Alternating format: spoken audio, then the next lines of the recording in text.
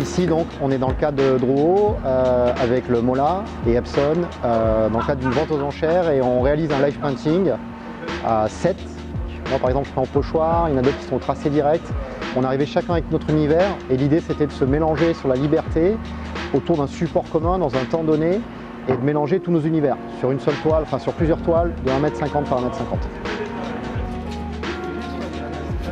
Là on est dans un cadre très légal etc. mais voilà, il ne faut pas oublier que l'essence même du graffiti ou même du street art, c'est par principe pas autorisé.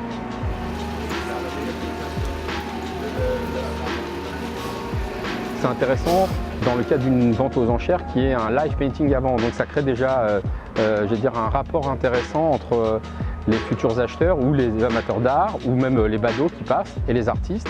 Parce qu'on va retrouver nos œuvres exposées pendant 3 jours, elles vont être vendues aux enchères, mais on nous a vu peindre. Il y a quelque chose en plus. On n'a pas des assistants, on n'a pas 5 personnes qui travaillent à notre place. Donc les œuvres, c'est vraiment nous. Moi, je pense que c'est important que les gens voient que les artistes sont des gens vivants et qui peignent réellement.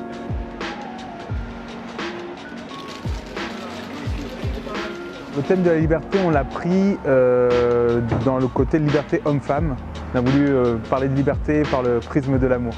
On était dans ce rapport de couple où c'est à un moment c'est l'homme qui porte la femme et à un autre moment ça peut être la femme qui porte l'homme. Donc ce rapport d'égalité aussi de liberté d'expression, liberté d'être qui on doit être en tant que citoyen dans ce monde.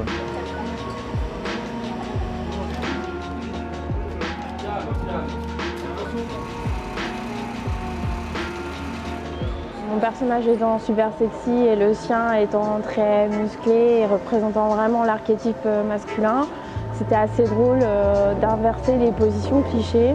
L'idée c'était vraiment d'être sur l'humour pour parler d'un sujet un petit peu touchy.